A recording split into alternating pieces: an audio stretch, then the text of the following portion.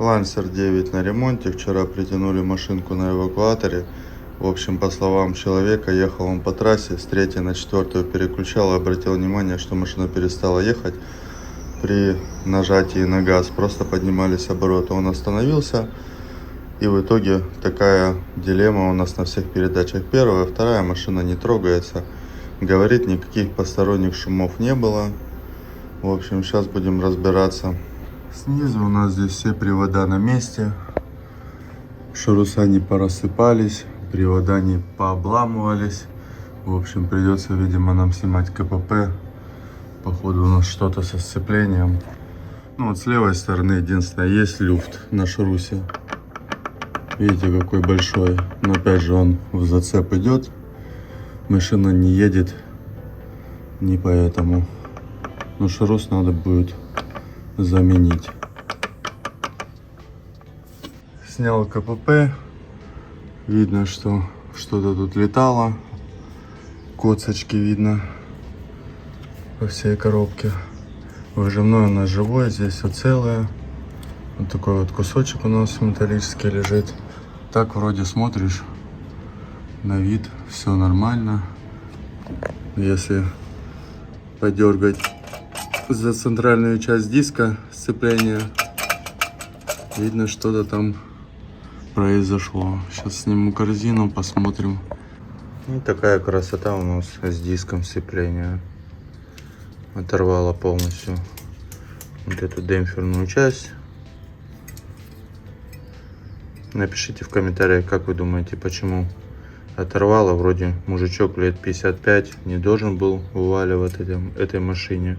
Звуков посторонних не было, как он говорит. Диск, кстати, изношен полностью. Вот она, корзинка.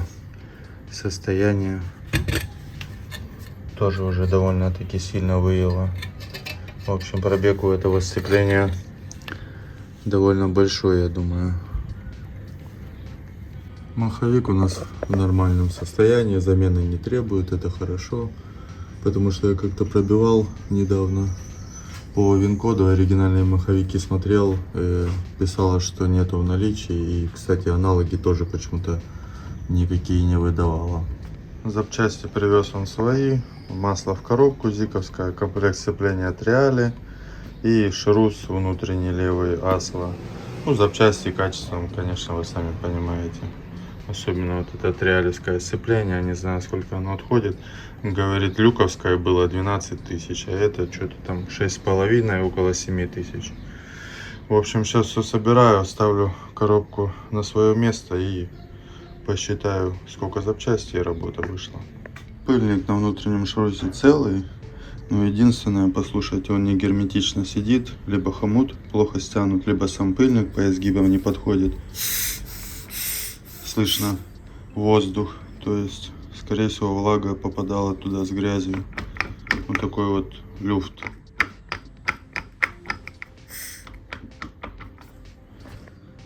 Видно ржавчину, я думал, будет поболя. Смазки, кстати, не сильно много. Пожалели предыдущие мастера, кто менял пыльник. Отдал лансера, по времени ушло где-то у меня на все про все 5 часов. По запчастям у нас вышло 12 800, по работе я взял 5000. Opel Astra приехал на замену передней ступицы. Ступицу я уже установил. Смотрите, сколько ржавчины, вот это все высыпалось с тормозного диска. Вот оно, состояние тормозного диска. Вон сколько трухли. В общем, говорю, нужно менять тормозные диски, передние колодки, ремкомплекты передних суппортов. Слева на суппорт подклинивает. Он говорит, я по трассе часто ездил, проблем с тормозами не наблюдаю. В общем, отказался он менять.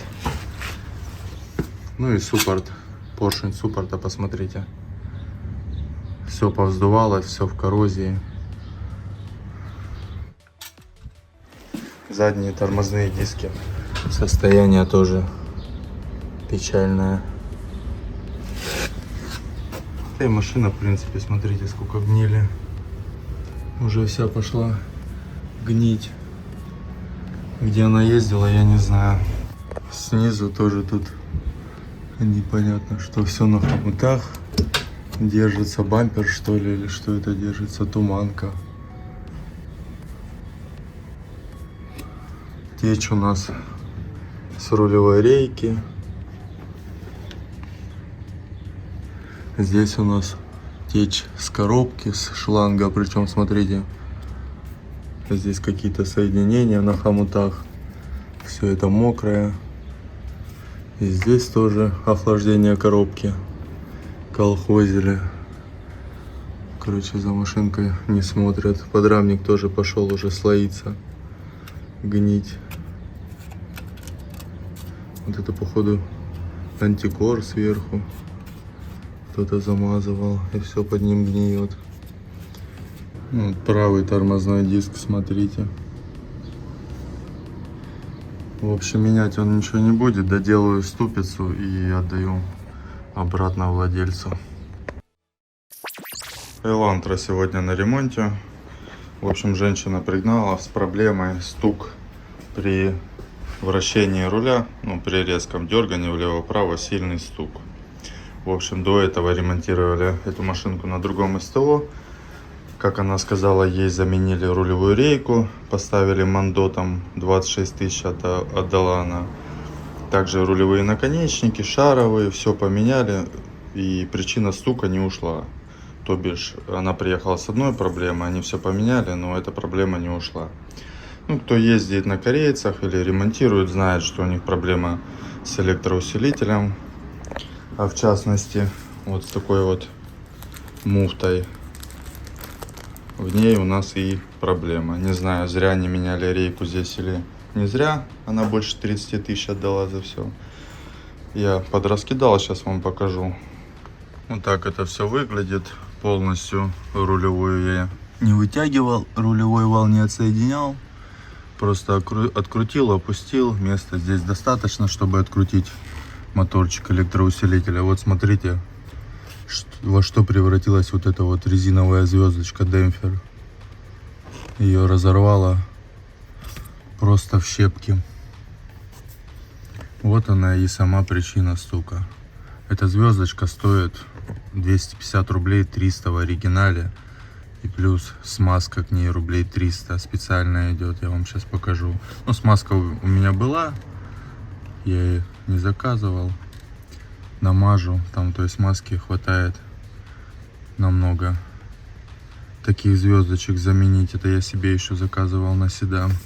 Вот что нам понадобится для устранения этого стука. Сама звездочка и смазка. Смазка, кстати, идет в таком вот тюбике.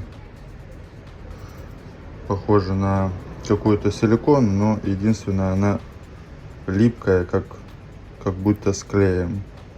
Вот видите? Как будто мед. То есть это необычный силикон. Поэтому лучше приобрести эту смазку. Установил и смазал новый демпфер. Естественно, перед установкой все очистил от предыдущих кусков. Проблематично было, конечно, почистить. Она с завода тоже в этой смазке. Все липнет, вся эта стружка. Приходилось тряпочку мочить в очистителе, аккуратно протирать. В общем, в принципе, можно собирать и проверять на стук. В общем, отдал этого Hyundai, все стуки ушли. Ну, как бы видели сами состояние этой шестеренки резиновой демпфера. Представляете, как она стучала? В общем, не знаю, возможно, рейка была там живая, она, к сожалению, ее не забрала. А возможно, тоже в рейке стук был. Но это уже, я думаю, мы не узнаем. В общем, у нас по запчастям вышло 300 рублей, это деталька резиновая. И работа 3000. По времени у меня ушло часа, наверное, 2-2,5, не спеша ее поменять. Ребят, не забываем поддержать канал лайком, подпиской, потому что 80% моих зрителей смотрят мои видео без подписки. Также можете подписаться в мой телеграм-канал, ссылку я оставлю в описании к этому видео. До новых встреч!